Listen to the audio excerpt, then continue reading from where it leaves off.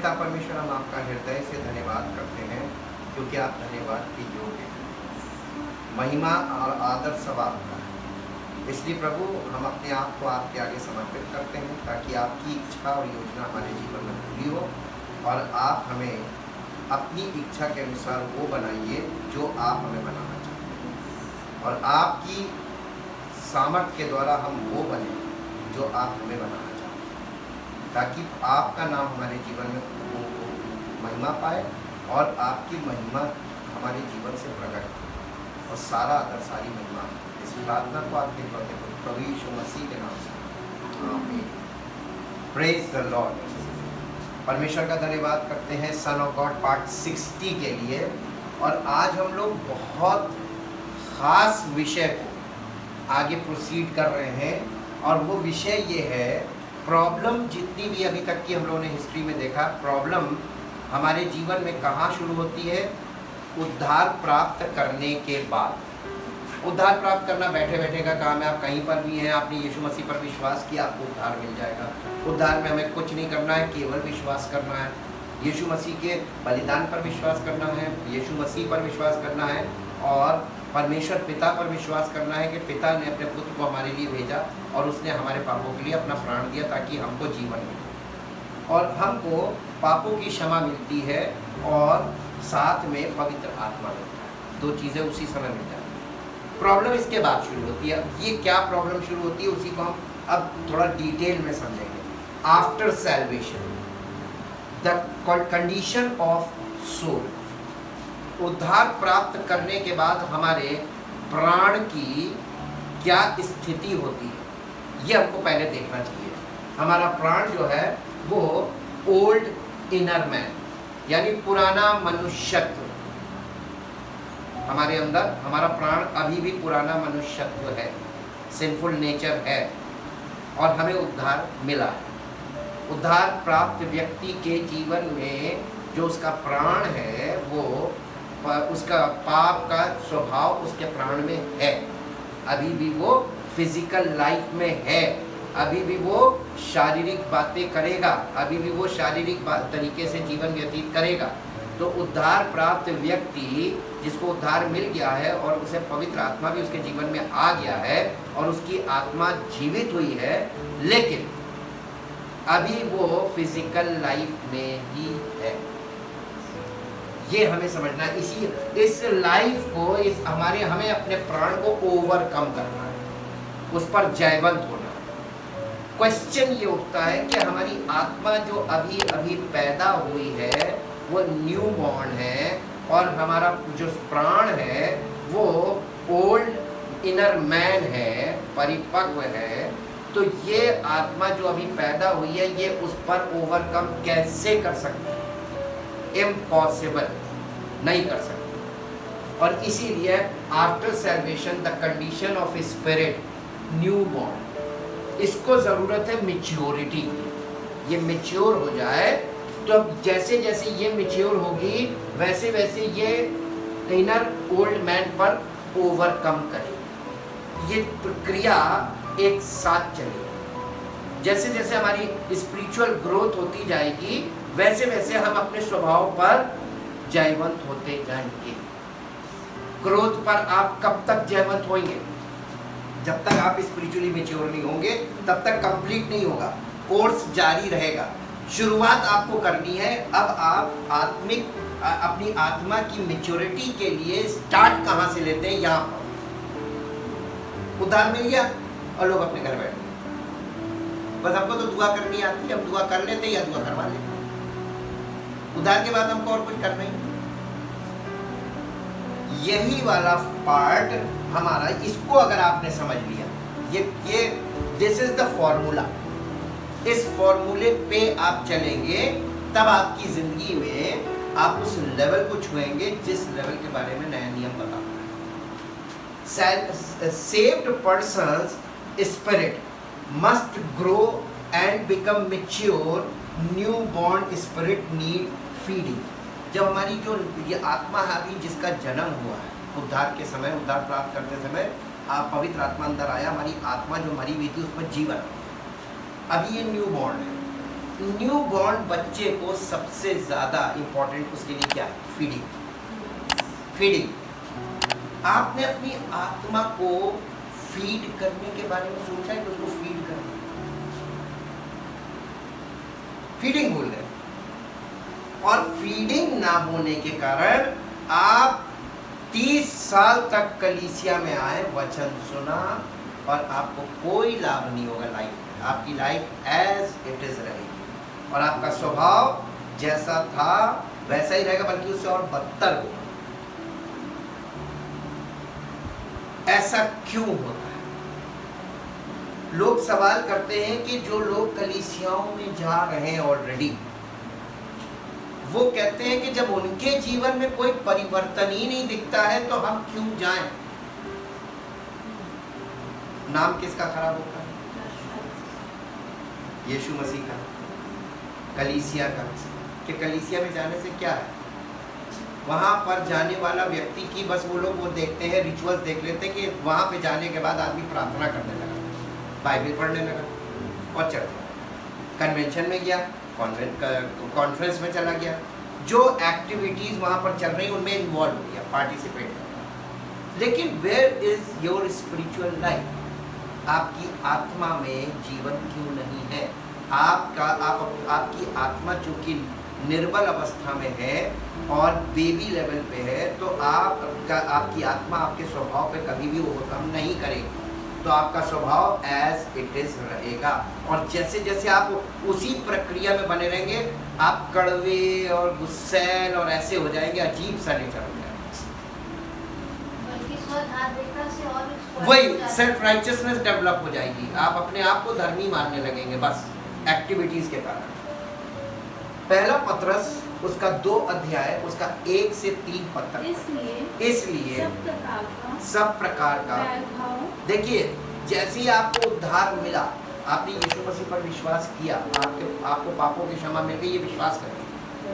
ये विश्वास कीजिए कि आपने यीशु मसीह पर विश्वास किया तो आपके पापों की क्षमा आपको मिल गई पास्ट, और आपको पवित्र आत्मा गिफ्ट स्वरूप में मिल गया, जिसने आपकी आत्मा को जीवित कर दिया। आपकी आत्मा बेबी लेवल पे है, बिल्कुल जीरो, अभी उसको एकदम न्यूबॉर्न बेबी की तरह है।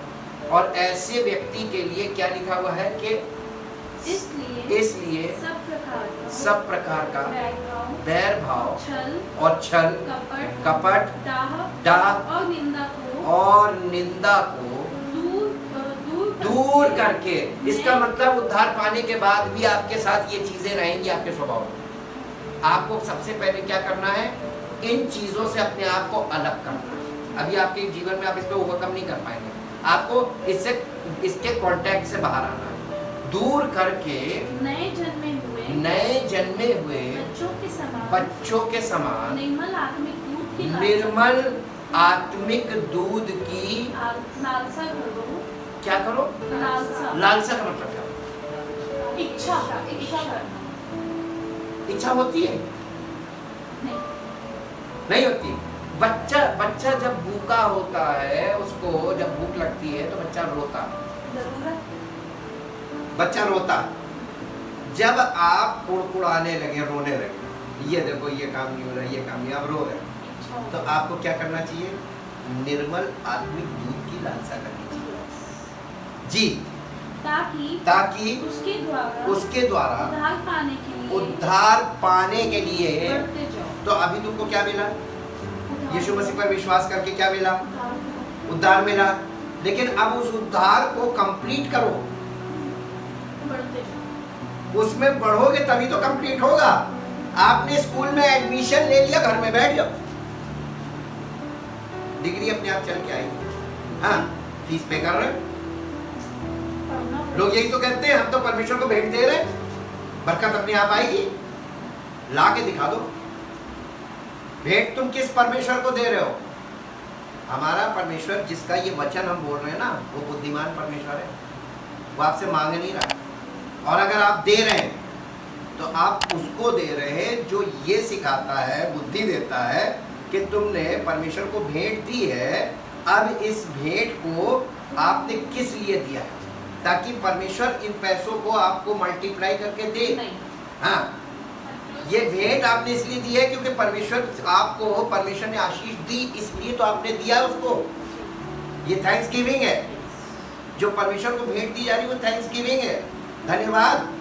और हम धन्यवाद की भेंट नहीं दे रहे हैं। अगर हम इसलिए दे रहे हैं कि हम परमेश्वर को देंगे तो हमें वापस करेगा, तो आप भूल जाएंगे। परमेश्वर आपसे मांग नहीं रहा है। परमेश्वर ने देने के लिए बोला है उन लोगों से कि मैंने तुम्हें बरकत दी, और इस बरकत के बदले में अगर तुम्हें बरकत मिली है तो तुम मेरे लिए भेंट लेकर आना। तो भेंट बरकत यानी आपको मिली है, इसीलिए आप दे रहे हैं, थैंक्स गिविंग है। क्योंकि तुमने प्रभु की कृपा का स्वाद चख लिया। इसका मतलब उद्धार मिल गया। उसकी कृपा का स्वाद चख लिया का मतलब उद्धार मिल गया। लेकिन उस उद्धार में बढ़ना है, ग्रो इन सैल्वेशन। यानी जब आपकी आत्मा ग्रो करेगी तो आपके जीवन में सैल्वेशन होगा। उद्धार तभी आपका पूरा होगा जैसे जैसे आपकी आत्मा मैच्योरिटी की तरफ जाएगी, आपको उद्धार में आप बढ़ते हैं। ये है परमेश्वर का वचन का असली अर्थ। इंग्लिश में पढ़ दीजिए sister. So be done with every trace of wickedness, depravity, malignity, and all deceit and insincerity। insincerity का मतलब क्या होता है?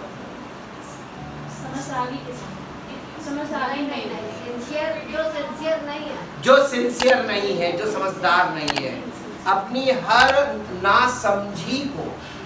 इनसिंसियरिटी का मतलब होता है नासमझी। लोग परमेश्वर के वचन में ध्यान नहीं लगाते, उद्धार के लिए जो रास्ता बना है उसमें चलना नहीं चाहते, सब कुछ चाहते बैठे बैठे मिल जाए और हमें कुछ ना हिलना भी ना पड़े। ये इनसिंसियरिटी। सिंसियरिटी कहती है कि आपका स्कूल में एडमिशन हो गया है तो आप स्कूल रेगुलर जाएं और आप पढ़ाई करें, कोई आपको कराएगा नहीं। आपका इंटरेस्ट आपका रिजल्ट लाएगा, आप अपने इंटरेस्ट के हिसाब से रिजल्ट लाएंगे। कुछ बच्चे पढ़ने की इच्छा जिनकी करती है और जो मन से पढ़ाई करते हैं उनके रिजल्ट देख लीजिए, और जो सिर्फ यानी फॉर्मेलिटी में स्कूल जाते हैं, फॉर्मेलिटी निभाते हैं, उनके रिजल्ट देख लीजिए। तो 3 प्रकार के, तीसरी बाइबल में 3 प्रकार के रिजल्ट बताए गए, कोई 30 गुना, कोई 60 गुना, कोई 100 गुना। 30 गुना के लिए आप हैं तो घर बैठे रहिए, 30 गुना मिल ही जाएगा पासिंग मार्क्स, लेकिन उससे आपका कुछ होगा नहीं भला जी। प्रीटेंस, हिपोक्रेसी। हिपोक्रेसी का मतलब होता है दिखावा करना, पाखंड करना, दुनिया को ये दिखाने कि हम कितने धर्मी हैं, ये हिपोक्रेसी कहलाती है जी। And grudges, envy, jealousy, and slander, and evil speaking of every kind। किसी भी प्रकार की बुरी बात बोलना मुंह से evil speaking है, अशुद्ध बातें बोलना जी। like newborn baby you should crave, यानी तुमको इस चीज की इच्छा जो है ना, जब लालसा का मतलब होता है एक्चुअली डिजायर, तुम्हारे अंदर ये इच्छा पैदा हो कि यार हमको परमेश्वर का वचन रूपी दूध मिल जाए। एक बच्चे को दूध की जरूरत है। वचन में 3 प्रकार के लेवल दिए हुए हैं। इसको फूड के लेवल में दिया है, मिल्क, और फिर है स्ट्रॉन्ग फूड, और उसके बाद है जिसे अन्न कहा गया, और उसके बाद है मीट यानी स्ट्रॉन्गेस्ट फूड, उससे भी ज्यादा मजबूत वाला खाना जी। First, thirst, and earnestly desire। देखिए आ गया ना, परमेश्वर के वचन रूपी दूध की अत्यंत लालसा करो जी। The pure, unadulterated। परमेश्वर का कौन सा आपको दूध कैसा चाहिए, पानी वाला या प्योर? तब परमेश्वर के वचन रूपी दूध को कहीं से भी ले रहे हैं या आप पता कर रहे हैं कहां पर प्योर मिलता है? पता करके ले। जो समझदार लोग होते हैं दूध तो सब लेते हैं, लेकिन ज्यादातर लोग कॉम्प्रोमाइजिंग वे में दूध लेते हैं, है ना। लेकिन जो लोग अपनी सेहत को मजबूत रखना मांगते हैं और यानी जानते हैं कि इसमें मिलावट होनी ही होनी है, खासतौर से दूध, तो वो लोग बहुत चूजी होते हैं दूध के मामले में, हर जगह से दूध नहीं लेंगे, और दूध लेंगे तो ट्रायल पे लेंगे, और फिर ट्रायल करने के बाद उससे लेंगे और मॉनिटर करते रहेंगे, जहाँ गड़बड़ी हुई बंद। इसी तरीके से आत्मिक दूध के लिए भी हमको बहुत चूजी होना चाहिए, सेलेक्टिव, और बहुत ज़्यादा हमको होशियार होने की ज़रूरत है कि इसमें पानी तो नहीं मिला है। तो इससे भी बुद्धिमानी मिलती है, मॉनिटरिंग की आदत पड़ती है। जी, Spiritual milk. स्पिरिचुअल मिल्क, आत्मिक दूध। जी, That by it. Get by it, That by it. That by it You may be nurtured. You may be nurture, ताकि उस आत्मिक दूध के द्वारा तुम्हारी आत्मा का पालन पोषण हो, And grow unto and grow unto completed salvation. Completed. Salvation. तुम्हारा हमारा उद्धार कैसे कंप्लीट होगा? To grow, Unto. To grow through the word of God. परमेश्वर के वचन में, वचन के द्वारा हमारी आत्मा ग्रो करेगी, और वचन, शुद्ध वचन मिलेगा पवित्र आत्मा। आपको उस जगह को पता करना है कि कहाँ पर पवित्र आत्मा के द्वारा, कहाँ से हमको शुद्ध प्योर दूध मिलेगा, वचन रूपी आत्मिक दूध। Since you have already tested the Since you have already tested the goodness goodness and kindness and kindness of the Lord, of the Lord, यानी तुमने परमेश्वर की कृपा का स्वाद चख लिया। यानी उद्धार पाने के बाद का काम है ये, उद्धार पाने के तुरंत बाद इस काम में लग जाना चाहिए। पहला कुरिन्थियों 3 अध्याय उसका 1 से 3। हे भाइयों, मैं तुमसे इस रीति से बातें ना कर सका जैसे आत्मिक लोगों से, मुझे ऐसे बातें करनी पड़ रही है जैसे शारीरिक लोगों से। हाँ, और उनसे शारीरिक में भी, बिल्कुल शारीरिक में कौन सा लेवल है? जो मसीह में बिल्कुल न्यू बॉर्न बेबी। मैंने तुम्हें, ये कलीसिया, ये कौन सी कलीसिया है? इसका पासबान कौन है मालूम आपको? पौलुस। जब पौलुस की कलीसिया की ये हालत थी, तो आज की कलीसिया की क्या हालत होगी? आज तो पौलुस जैसे लोग ही नहीं। जब उसकी कलीसिया की ये हालत थी, तो आज हम उस स्टैंडर्ड से देखते हैं तो आज तो धराशायी है। पौलुस कह रहा, मैं तुमसे इस रीति से बातें ना कर सका जैसे आत्मिक लोगों से, परंतु ऐसे बातें कर रहा हूँ जैसे शारीरिक लोगों से, और उनसे जो मसीह में बालक है। मैंने तुम्हें दूध पिलाया, अन्न ना खिलाया। तुम उसको नहीं खा। इसका मतलब परमेश्वर के वचन का दूध भी हमें चाहिए, और दूध कितने दिन तक? सारी जिंदगी। हाँ बालक नहीं, जब तक बालक नहीं। हाँ, एक एज का एक वो चलता है ना, टाइमिंग। बालक, जब बच्चे को कितने समय बाद खाना दे दिया जाता है? जब वो पचाने लगे। नहीं, पाचन शुरू होता है टीदिंग से। जब उसके दांत आते हैं तो उसको भोजन देना शुरू हो जाता है। 6 महीने एज के अकॉर्डिंग नहीं होता है टीदिंग। 6 महीने के बाद उसको सॉलिड फूड देते हैं ताकि पेट फल। ये दांत जब नहीं होते हैं इसीलिए दूध पिलाया जाता है। आत्मिक जीवन में अभी तक लोगों के दांत ही नहीं हुए, पोपले सब। जब बच्चे के दांत आ जाते हैं, जब वो खाना खाने के लायक हो जाता है, दांत का मतलब अब खा सकता है। जब दांत निकलने लगते हैं, उस समय से उसको सेमी सॉलिड देना शुरू कर दिया जाता है। और टीदिंग होते होते होते होते जब टीदिंग पूरी हो जाती है, बच्चा तब तक पूरा खाना खाने लगता है। उसको खाना पूरा चाहिए, और वो डाइट उसकी शुरू हो जाती है, अन्न खाने लगता है, अन्नप्राशन होता है। तो आज लोग आत्मिक जीवन में देख लीजिए, लोग आज भी दूध ही पी रहे हैं। पौलुस यही तो कह रहा है, वरन अब तक भी नहीं खा सकते, अन्न नहीं खा सकते अभी तक, दूध ही। दूध अभी उनके दांत ही नहीं हो गए, क्योंकि अब तक शारीरिक हो। ओफो, ये जो आत्मिक दूध आता है ना, इससे हमारे जीवन में ओवरकमिंग शुरू हो जाती है। सोल एक लेवल पे शुरू हो जाती है। और इसलिए वो कह रहा है कि इसलिए तुम अब तक शारीरिक हो, क्योंकि तुम अन्न नहीं खा रहे हो। इसका मतलब परमेश्वर का वचन अन्न लेवल का, अन्न लेवल के वचन में लोग नहीं पहुंच पाते हैं और वो शारीरिक हालत में ही रहते, ओवरकमर नहीं होते सोल पे। इसलिए कि जब तुम में डाह और झगड़ा है, तो क्या तुम शारीरिक नहीं? ये चिन्ह है। आपस में जब झगड़ा दिखे, इसका मतलब है आज कलीसियाओं में क्या दिखाई देता है? आपस में डाह, झगड़ा, जलन, सेल्फ प्रमोशन, आपस में खींचातानी, ये क्या है? शारीरिक है, स्पष्ट चिन्ह है। आप देखिए, इसको दूर से देख के पहचान सकते हैं। और क्या? और मनुष्य की रीति पर नहीं चलते, फिजिकल लोगों की तरह नहीं चल रहे। अब आप ये बताइए, ऐसे लोग, ऐसी कलीसियाएं और ऐसे लोग उनके आस पड़ोस के लोग उन्हें देखते होंगे तो क्या सोचते हैं? हाँ, अब फिर मालूम है नाम किसका खराब हो रहा? माफ करेगा। एक तो तुम्हें उद्धार दिया, उद्धार के बाद तुमने मूवमेंट किया ही नहीं, तुम अपने उसमें रहे और अब तक हो। देखिए, गलती होना स्वाभाविक है, लेकिन गलती करते चले जाना ये गुनाह। आप इंग्लिश में पढ़ दीजिए।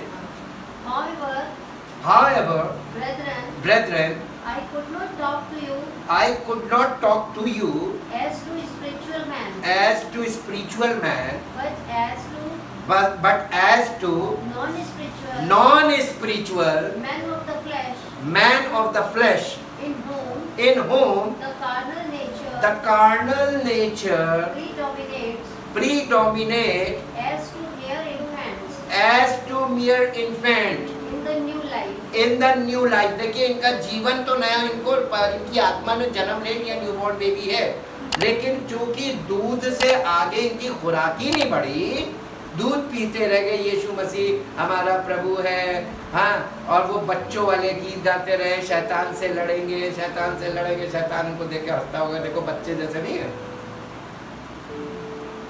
और आज तक शैतान से लड़ी।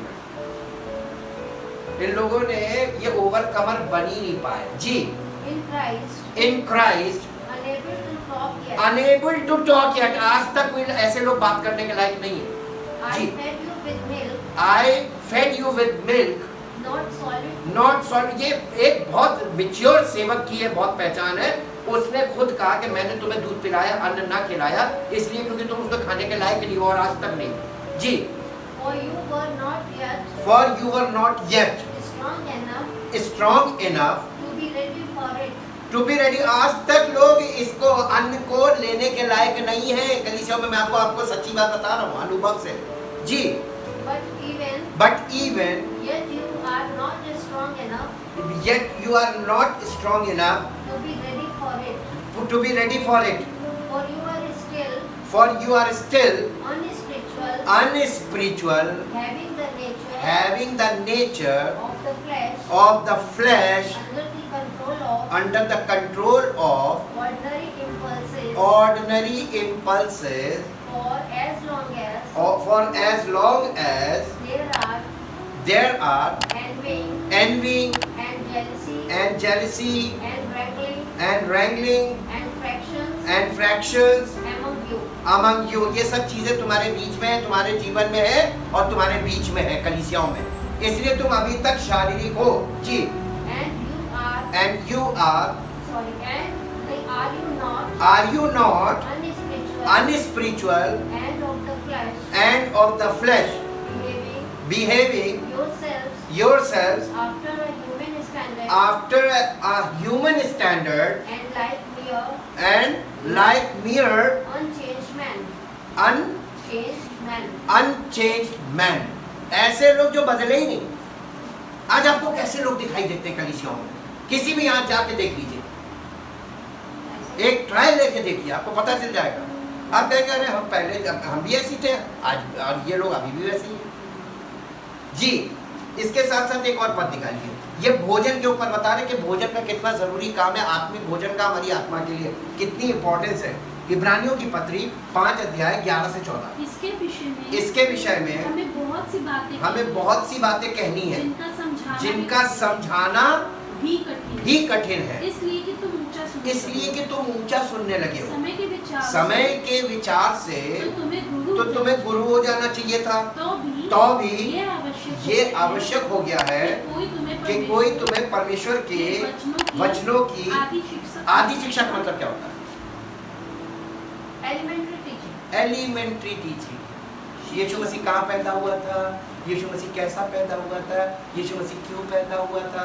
यीशु मसीह ने कैसे आश्चर्य कर्म किए? यीशु मसीह ने कैसे अंदर की आंखें खोली? ये सब ये एकदम बेसिक्स है। आज भी लोग बेसिक्स में ही खड़े हुए हैं। Elementary teaching. कोई तुम्हें परमेश्वर के वचनों की आदि शिक्षा फिर से सिखाए। तुम तो ऐसे हो गए हो कि तुम्हें अन्न के बदले अभी तक दूध ही चाहिए, क्योंकि दूध पीने वाले बच्चे को तो धर्म के वचन की पहचान नहीं होती, क्योंकि वो बालक है। पर अन्न सयानों के लिए है। किसके लिए? सयाने का मतलब मैच्योर। अन्न सयानों के लिए है, जिनकी ज्ञानेंद्रियां अभ्यास करते करते भले बुरे में भेद करने में निपुण हो गई है। क्या आप अपनी इंद्रियों से देखकर, स्पिरिचुअली आप किसी चीज को देखकर या कोई चीज सुनकर आप बता सकते हैं कि ये गलत है? ये मैच्योरिटी लेवल इतना हमको पहुंचना है कि हमको देख के और सुन के पता चल जाए कि ये गलत है, अनुभव से पता चल जाए कि ये गलत है, ये against the law of God है, ये against the plan of God है। इतना हमको मैच्योर होना है स्पिरिचुअली। जी, English. Concerning this, we have much to say, which is hard to explain. since you have become dull Since you have become dull in your spiritual hearing in your spiritual hearing and sluggish, even slothful. Slothful का मतलब समझते हैं? Slothful. Sloth एक जानवर होता है। Sloth एक ऐसा जानवर है जो महासुस्त कहते, वो हफ्ते में जरा सा खसकता है।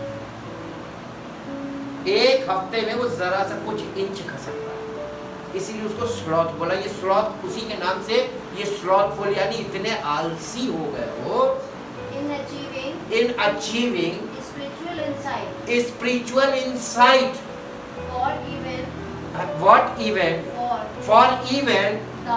thou by this time you ought to be teaching others.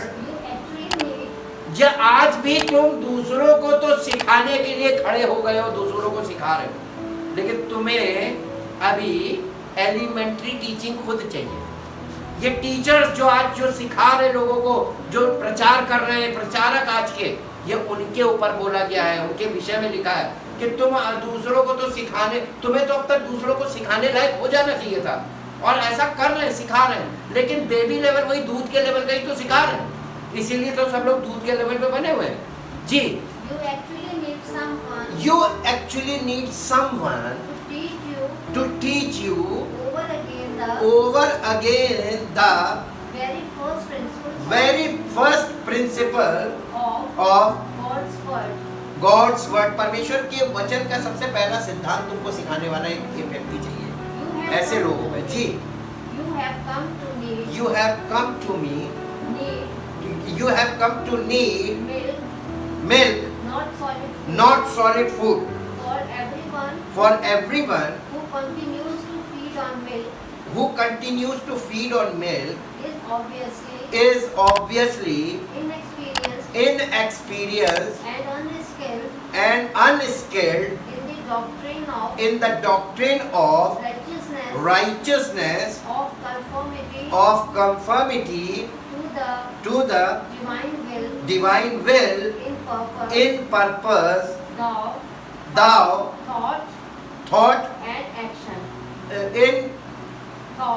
in thought, will in purpose, thought and action.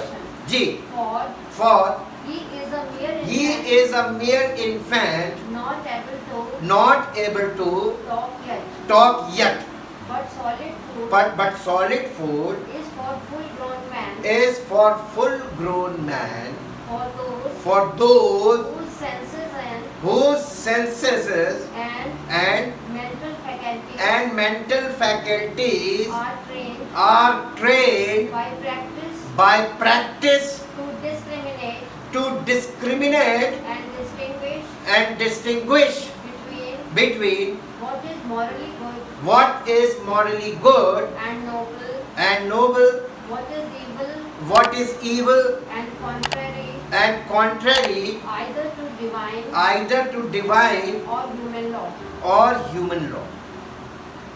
ये लेवल तक हमको मेच्योरिटी चाहिए, और इसके लिए मेच्योरिटी के लिए, आत्मिक मेच्योरिटी के लिए क्या चाहिए? हमें स्पोकन वर्ड चाहिए। और ये एविडेंस है कि वो व्यक्ति जब स्पोकन वर्ड आप सुन रहे हैं तो उसको यह देख रहे हैं कि ये परमेश्वर ही का ही वचन बोल रहा है कि अपने मन से बोल रहा है। तो ये एविडेंस है जी। Every born again person must need a spiritual mature person for care and feeding. आपको ये आत्मिक दूध और अन्न आपको मिलेगा कैसे? एक व्यक्ति आपको चाहिए, तो आपको ऐसा व्यक्ति चाहिए जहां से आपको शुद्ध आत्मिक दूध मिले और बिल्कुल परफेक्ट आत्मिक अन्न मिले और आत्मिक मांस भी मिले। यानी तीनों लेवल फूड के आपको वहां से एकदम एक्यूरेटली मिले। उस वो पता कैसे चलेगा? ग्रोइंग। आपकी ग्रोथ बताएगी कि आपको क्या मिल रहा है और कहां से मिल रहा है। और यही चीज परमेश्वर की महिमा का कारण बनती है। ये प्रभु यीशु मसीह ने पवित्र आत्मा तो हमारे अंदर भेज दिया, लेकिन बच्चे को जब संसार में भेजता है तो उसको माता पिता जरूर, बिना माता पिता के बच्चा आ नहीं सकता, क्योंकि केयर टेकर नहीं होगा तो बच्चे की को पालन पोषण करेगा कौन। ऐसे ही स्पिरिचुअल लाइफ में भी है। इफिसियों की पत्री उसका 4 अध्याय 11 से 14 पद पढ़ेंगे। उसने कुछ को प्रेरित, किसने?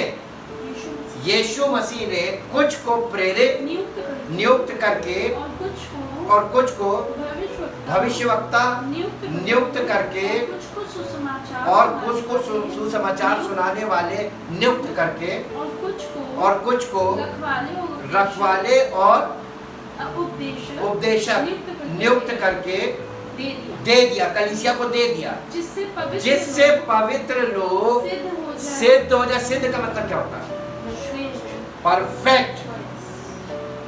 परफेक्ट हो जाए। और अभी तक दुनिया में 2000 साल हो गए, लोगों को परफेक्शन आपको कहीं दिखाई दिया? यीशु मसीह को तो नहीं दिखाई दिया, क्योंकि वचन में उसने गवाही दी है। अंत में जाके देखे प्रकाशित वाक्य में 7 कलीसियाएं हैं। 7 कलीसियाओं का मतलब जितने भी प्रकार की 7 प्रकार की कलीसियाएं पूरी दुनिया में हैं, और सबको उसने कंडेम किया। उसने सारी दुनिया, सारी जिंदगी कलीसियाओं ने मन फिराव का प्रचार किया, और अंत में उसने पूरी कलीसियाओं को कह दिया मन फिराव, फेलियर। ये फेलियर ही तो है। आखिरी किताब में कलीसिया फेल हो गई, इसीलिए उसने इनको दे दिया, इन मनुष्यों को दे दिया, ताकि पवित्र लोग सिद्ध किए हो जाए और सेवा का काम किया जाए, और मसीह की देह उन्नति पाए। क्या चीज उन्नति पाए? मसीह की देह के चर्च बिल्डिंग। मसीह की देह का मतलब क्या? नंबर ऑफ पीपल है। चर्च बिल्डिंग में अगर लोग बढ़ते जा रहे हैं, इसका मतलब मसीह की देह तरक्की कर रही है? नहीं। People are growing in numbers, लोग संख्या में बढ़ रहे हैं, लेकिन क्या लोग, उनकी आत्मा उन्नति में बढ़ रही है? नहीं। यहाँ पर मसीह की देह का मतलब है मसीह के द्वारा हमें उद्धार मिला और हमारा जीवन उद्धार में परिपूर्ण हो, ताकि हम मसीह हम में से प्रकट, हमें दिखाई दे। ये है मसीह की देह का उन्नति होना। क्या इन इतने लोग जो लगाए गए थे, इन लोगों के यानी डुप्लीकेट्स खड़े हो गए, और उन लोगों ने क्या किया? लोगों को नंबर्स में तो बढ़ाया, ये काम सारा, लेकिन मसीह की देह नहीं बढ़ी, ताकि मसीह की देह उन्नति पाए। कब तक उन्नति पाए? जब तक कि हम सबके सब कलीसिया के सब लोग सबके सब विश्वास में और परमेश्वर के पुत्र की पहचान में एक ना हो जाए। यानी परमेश्वर के पुत्र हम में से प्रकट ना होने लगे। ये है मैच्योरिटी लेवल। तब तक हमको हमारी उन्नति किसी की हुई कंप्लीट? आपको कहीं दिखाई दी? देखते रहिएगा, दिखेगी नहीं। हम दोनों बातें बता रहे हैं, आप कोशिश करते रहिएगा, दिखेगी कहीं नहीं। और एक सिद्ध मनुष्य, और एक सिद्ध मनुष्य, पूरी ना कलीसिया मिलकर एक सिद्ध मनुष्य यानी मसीह ना बन जाए ना बन जाए, और मसीह के पूरे डील डॉल तक ये लेवल चाहिए मैच्योरिटी का कि मसीह के पूरे डील डॉल तक ना बढ़ जाए, ताकि देखिए इसका दूसरा पार्ट बहुत इंपॉर्टेंट है, ताकि हम आगे को बालक ना रहे, जो मनुष्यों की ठग विद्या और चतुराई से उनके भ्रम की युक्तियों के और उपदेश के हर एक झोंके से उछाले और इधर उधर घुमाए जाते हैं, ये लेवल ना हो।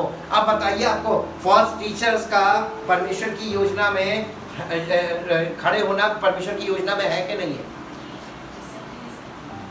मालूम कैसे मसीह की देह उन्नति पा रही है कि फॉल्स बॉडी में ये लोग बढ़ रहे हैं?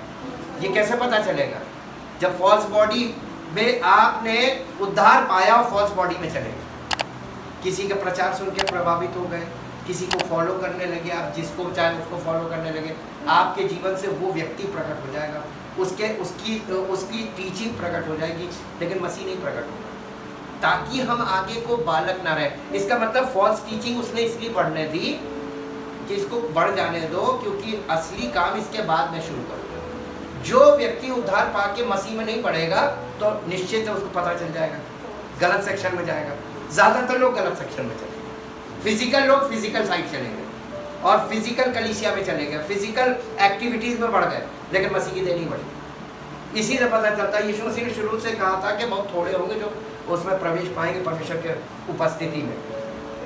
To grow in our spirit means we all grow in grace and true knowledge of the Son of God. यानी आत्मा में उन्नति करने का मतलब परमेश्वर के अनुग्रह में और परमेश्वर के पुत्र की सच्चाई में, परमेश्वर के पुत्र की सच्चाई में बढ़ना, कि वो सत्य, जीसस इज द ट्रुथ, और हमें true knowledge of the son of God यानी परमेश्वर के पुत्र की सच्चाई में बढ़ना है। इसके लिए मेरे साथ एक पद निकालिए, आपको मिलेगा दूसरा पत्रस 3 अध्याय 18 पद है। हाँ ये बना रह गया। Apostle Paul also disciple of famous rabi गैमलियल, old testament teacher था ये। पौलुस इतना मजबूत कैसे हुआ, उसको पुराने नियम की इतनी जानकारी, कितनी अच्छी जानकारी, और उसको कैसे नए नियम में उसने खोल के यानी यीशु मसीह के काम से मिलाकर प्रकट किया, इसका कारण क्या था? पौलुस को आसमान से बुद्धि नहीं दी गई थी, उसको पर मसीह उस पर उतरा था, स्पिरिचुअल जीसस उस पर उतरा था जैसे सब अपोस्टल पे। लेकिन क्यों उस पर उतरा? Why God choose Apostle Paul? परमेश्वर ने पौलुस को क्यों चुना? परमेश्वर ने पौलुस को इसलिए चुना था क्योंकि पौलुस के अंदर पहले से कुछ खजाना था। हाँ, वो डिसाइपल था। अब ये डिसाइपल कौन है? बहुत कम लोग आजकल के जानते होंगे गैमलियल के बारे में। मेरे साथ निकालिए प्रेरितों के काम उसका 5 अध्याय उसका 30 पद से 39 पद। हमारे बाप दादों के परमेश्वर ने यीशु को जिलाया, जिसे तुमने क्रूस पर लटकाकर, ये पतरस और यूहन्ना है, ये उन लोग प्रचार कर रहे हैं जी। उसी को परमेश्वर ने प्रभु और उद्धारकर्ता ठहराकर अपने दाहिने हाथ पर उच्च कर दिया कि वो इजराइलियों को मन फिराव की शक्ति और पापों की क्षमा प्रदान करे। हम इन बातों के गवाह हैं। और वैसे ही पवित्र आत्मा भी जिसे परमेश्वर ने उन्हें दिया है, जो उसकी आज्ञा मानते हैं, जो परमेश्वर की आज्ञा मानते हैं। ये सुनकर वे डर गए कि जल गए का मतलब क्रोध में आ गए। ये सुनकर वो गुस्से में आ गए सब, और उन्हें मार डालना चाहा, और पतरस और यूहन्ना को मार डालना चाहा। परंतु गैमलियल नामक एक फरीसी ने, गैमलियल नामक एक फरीसी ने, जो व्यवस्थापक जो व्यवस्थापक और सब लोगों में माननीय था, और सब लोगों में माननीय था, न्यायालय में खड़े होकर प्रेरितों को थोड़ी देर के लिए बाहर कर देने की आज्ञा दी। तब उसने कहा, किसने? गैमलियल ने कहा, हे इस्राएलियों, तुम जो कुछ इन मनुष्यों से करना चाहते हो, सोच समझ के करना, क्योंकि इन दिनों से पहले थियूदास ये कहता हुआ उठा कि मैं भी कुछ हूँ। ये फॉल्स क्राइस्ट थे उस समय के, झूठे मसीह। मैं भी कुछ हूँ, और कोई 400 मनुष्य उसके साथ हो लिए, हाँ, यानी उसके फॉलोअर बन गए जी। परंतु वो मारा गया, और जितने लोग उसे मानते थे, वो सब तितर बितर हो गए, मिट गए। उसके बाद नाम लिखाई के दिनों में यहूदा गलीली उठा, और कुछ लोग अपनी ओर कर लिए, वो भी नष्ट हो गया, और जितने लोग उसे मानते थे सब तितर बितर हो गए। इसलिए अब मैं तुमसे कहता हूँ, इन मनुष्यों से दूर ही रहो, और इनसे कोई मतलब ना रखो, कोई काम ना रखो जी। क्योंकि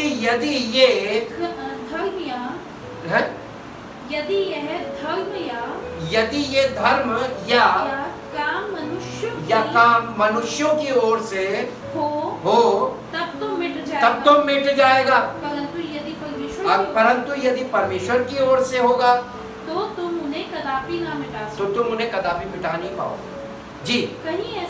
कहीं ऐसा ना हो कि तुम परमेश्वर से भी लड़ने वाले ठहरो जी। अब ये सलाह दे रहा है। 40 पद इसके बाद आप पढ़ेंगे तो लिखा है, उन्होंने उसकी सलाह मान ली, उसकी बात यानी गैमलियल की बात मान ली। गैमलियल ने उन लोगों के सामने, देखिए, ना उसने ये कहा कि कुछ करो और ना कहा कि कुछ ना करो, उसने कहा बिल्कुल इन्हें छोड़ दो, है ना। तो वो बुद्धिमान की सलाह होती है, वो जजमेंटल नहीं होता। और ये गैमलियल बहुत बुद्धिमान व्यक्ति था, क्योंकि ये रब्बी था उस जमाने का। ये यहूदियों में जो टीचर्स होते हैं, बड़े लॉ टीचर्स, ये रब्बी कहलाते हैं। रब्बी का मतलब होता है परमेश्वर की ओर से, गुरु यीशु मसीह भी रब्बी कहलाता था। और इसी के साथ साथ 22 अध्याय, प्रेरितों काम 22 अध्याय, उसका 1 से 3 पद। हे भाइयों और पितरों, मेरा प्रत्युत्तर सुनो, जो मैं अब तुम्हारे सामने प्रस्तुत करता हूँ। ये पौलुस बोल रहा है। वे ये सुनकर कि वो हमसे, कौन? पौलुस इब्रानी भाषा में बोलता है। पौलुस कौन सी भाषा बोलने लगा? इब्रानी भाषा बोलने लगा, हिब्रू लैंग्वेज, यानी ओल्ड टेस्टामेंट की ओरिजिनल लैंग्वेज हिब्रू लैंग्वेज है। वो हिब्रू लैंग्वेज बोलने लगा, बोलता है, हाँ, और भी चुप हो गए। तो वो लोग चुप हो गए, नहीं ये तो हिब्रू बोल रही है, सब यहूदी। तब उसने कहा, मैं तो यहूदी मनुष्य हूँ, जो किल्किया के तरसुस में जन्मा, परंतु इस नगर में गैमलियल के पाँव के पास बैठकर पढ़ाया गया। इसको पुराना नियम किसने पढ़ाया था? टीचर कौन था? उस जमाने का सबसे टॉप टीचर ओल्ड टेस्टामेंट का गैमलियल था। पौलुस ने किससे सीखा था? उसके चरणों में बैठ के उसका चेला बना था। इसीलिए मैंने लिखा he is the disciple of Gamaliel. Paulus Yeshu मसीह का अपोस्टल बनने से पहले गैमलियल का डिसाइपल था। और एक डिसाइपल के अंदर यीशु मसीह ने देखा, इसको पूरा पुराना नियम अच्छी तरीके से आता है, ये एकदम राइट पिक्चर देगा, इसको ट्रुथ चाहिए बस। और जब ये स्पिरिचुअल जीसस उस पर उतरा, उसको सत्य मिला, तब वो उन चीजों को बिल्कुल राइट कंपेयर करता, राइट इन्फॉर्म्ड पर्सन कहते हैं। और बाप दादों की व्यवस्था की रीति पर सिखाया गया। ये देखिए, इसको जो व्यवस्था थी वो एकदम राइट सिखाई गई। और परमेश्वर के लिए और परमेश्वर के लिए ऐसी धुन लगाया था, ऐसी धुन लगाया था जैसे तुम सब आज लगाए हो। जैसे तुम सब आज लगाए हो।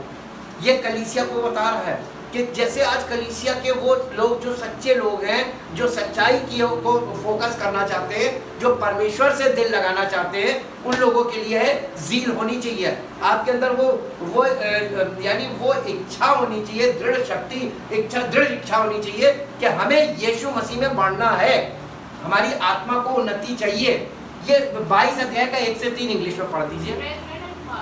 Brethren and fathers, listen to the defense which I now make in your presence. which I now make in your presence. And when they heard that, And when they heard that, he addressed them he addressed them in Hebrew tongue. in the Hebrew tongue. They were all the more quiet. They were all more quiet, और चुप हो गए। And he continued. He continued. I am a Jew born I am a Jew born in Tarsus in Tarsus of Cilicia, of Cilicia, but but reared in this city. reared Reared in the city at the feet of Gamaliel. At the feet of Gamaliel. at the feet of Gamaliel. I was educated. I was educated according to the strictest care. care. गैमलियल कैसा teacher था? Strict. बहुत strict, सबसे ज्यादा strict अगर कोई law का teacher था वो था गैमलियल, स्ट्रिक्टेस्ट टीचर जी। In the law of our fathers. In the law of our father, Being ardent. है Being ardent. Be ardent Even a zealot and even a zealot for God. For God As all of you are today. As all of you are today. यहाँ पर उसने इतनी साफ तरीके से देखिए बताया गया है कि वो कितने स्ट्रिक्ट टीचर के पास लॉ सीखता। परमेश्वर के वचन को अगर आप सीख रहे हैं और स्ट्रिक्ट टीचर के पास है, तभी आपके जीवन में कुछ अर्थ निकल पाएगा, वरना निकलेगा नहीं। अब इसके बाद आते हैं, to grow in our spirit means in all growing in all we all growing in grace and the true knowledge of the son of God. दूसरा पत्रस 3 अध्याय 18 पद।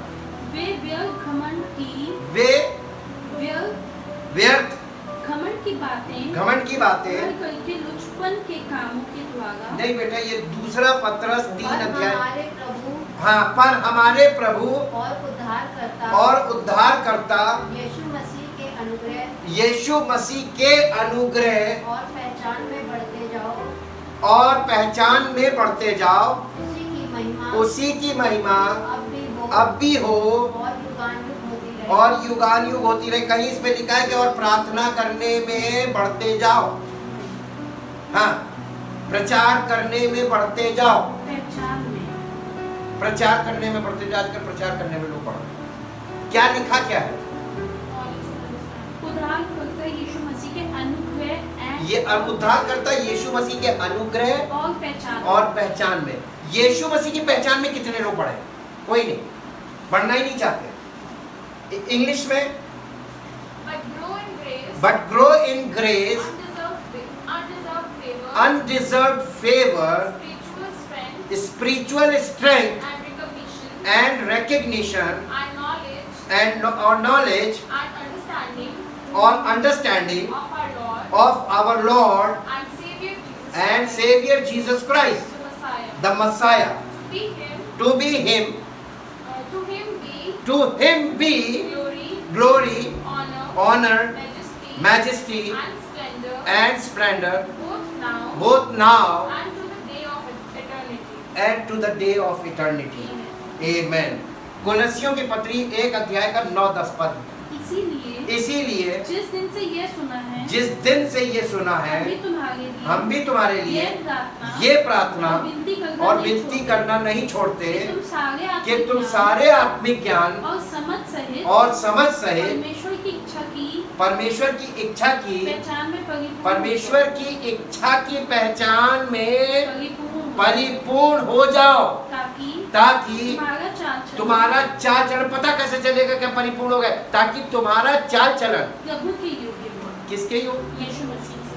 प्रभु की योग्य हो जाए। और वे सब प्रकार से और वो सब प्रकार से प्रसन्न हो और तुम में हर प्रकार के भले कामों का हर प्रकार के भले कामों का फल लगे और तुम परमेश्वर की परमेश्वर की पहचान में बढ़ते जाओ। ये हमारी ग्रोइंग होनी चाहिए। और किस दिशा में जा रहे हैं लोग? क्यों? क्योंकि ये मैच्योरिटी नहीं पा रही है और इसीलिए कोई ओवरकम नहीं कर पा रहा। प्रॉब्लम वही है। इंग्लिश में पढ़ दीजिए कोलोसियंस। For this reason, we also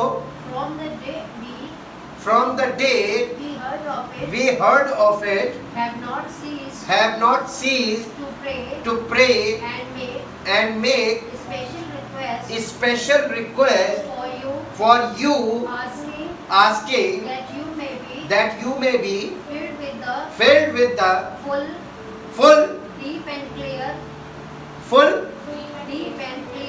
deep and clear knowledge of His will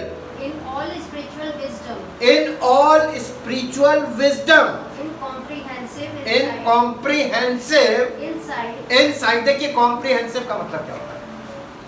comprehensive का मतलब नहीं मालूम है? विस्तृत, डिटेल, उसकी विस्तृत जानकारी तुम्हारे पास होनी चाहिए। डिटेल, कॉम्प्रिहेंसिव इनसाइट यानी परमेश्वर के पुत्र के विषय में आपको पूरी डिटेल मालूम होनी चाहिए। into the ways and purposes of God and in understanding and discriminant discernment of spiritual things। और देखिए आपको इस आत्मिक चीजों को परखना कब आएगा? of spiritual things that you may walk, live and conduct yourselves in a manner worthy of the Lord, fully pleasing to Him and desiring to please Him in all things, bearing fruit in every good work and steadily growing and increasing in and by the knowledge of God with fuller, deeper and clearer insight, acquaintance and recognition। कितने points हैं? इतनी detail और स्पष्ट जानकारी आपको मिलेगी कैसे? एक दिन में नहीं मिलेगी, एक घंटे में नहीं मिलेगी, एक साल में भी नहीं मिलेगी। आपको कंटिन्यू इसमें प्रोसेस में बने रहना पड़ेगा। स्पिरिचुअल ग्रोथ कैसे आती है? थ्रू प्रोसेस, है ना? एजुकेशन है ये भी एक प्रकार की। as a person start growing spiritually, he or she becomes overcoming upon his or her soul। जैसे ही कोई व्यक्ति उद्धार पाने के बाद ग्रो करना शुरू करता, आत्मिक जीवन में ग्रोइंग उसके शुरू हो जाती है। जब ग्रोइंग शुरू होती है तो वो चाहे स्त्री हो चाहे पुरुष हो, वो जो है वो धीरे धीरे उस अपनी प्राण पर जयवंत होने लगता, अपने स्वभाव पर। गलातियों की पत्री 5 अध्याय 16 से 26। पर मैं कहता हूँ आत्मा के अनुसार चलो तो तुम शरीर की लालसा इसी रीति से पूरी न करो। इसका मतलब लोग कैसे चल रहे हैं? शरीर के अनुसार, आत्मा के अनुसार। किसकी आत्मा?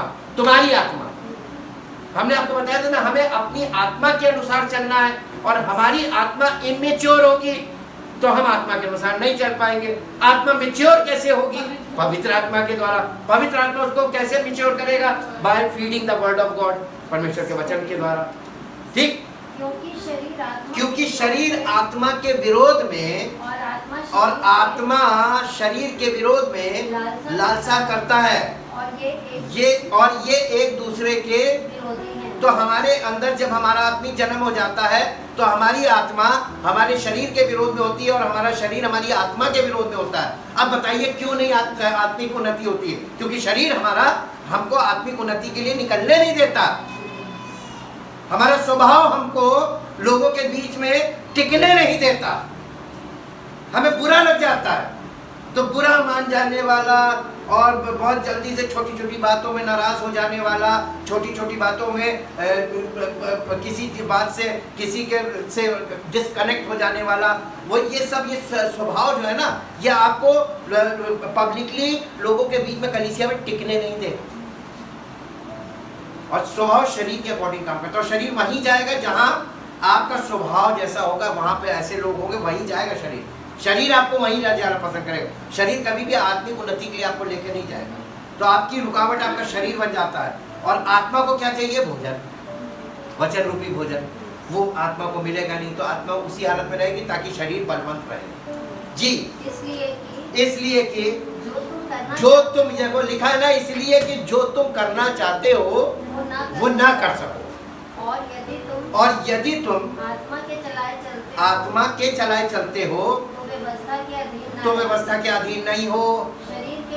शरीर के काम तो प्रकट है, अर्थात व्यभिचार, गंदे काम, लुचपन, मूर्ति पूजा, टोना, बैर, झगड़ा, ईर्ष्या, क्रोध, विरोध, फूट, विधर, डाह, मतवालापन, लीला क्रीड़ा और इनके जैसे और काम इत्यादि। जी, जिनके विषय में मैं तुमसे पहले से कह देता हूँ, जैसे पहले कह भी चुका हूँ कि तुम के ऐसे काम करने वाले परमेश्वर के राज्य के वारिस नहीं होंगे।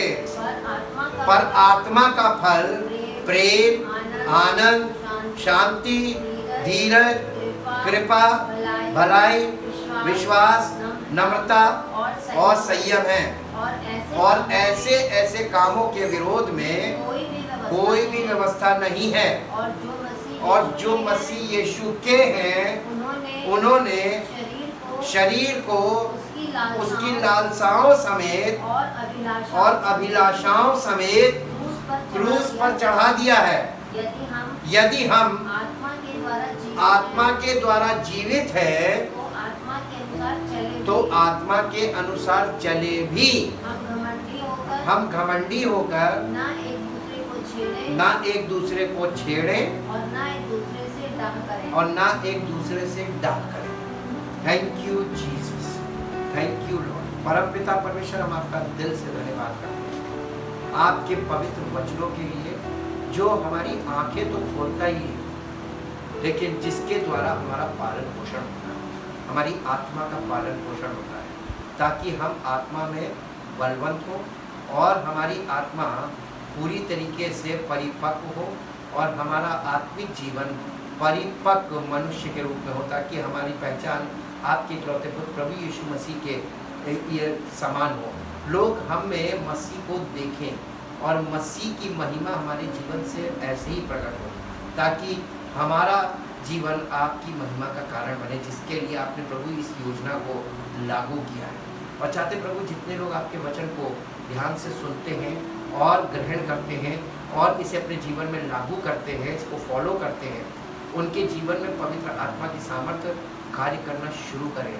और प्रभु, उनका जिस्म आपकी आत्मा के द्वारा, उनकी आत्मा में बल जो आ रहा है उसके अनुसार वो स्पिरिचुअल ग्रोइंग में आगे बढ़े, स्पिरिचुअल मैच्योरिटी पाए, ताकि अपने शारीरिक स्वभाव पर जयवंत हो सके, अपने प्राण पर जयवंत हो और प्रभु का नाम यीशु मसीह के नाम से।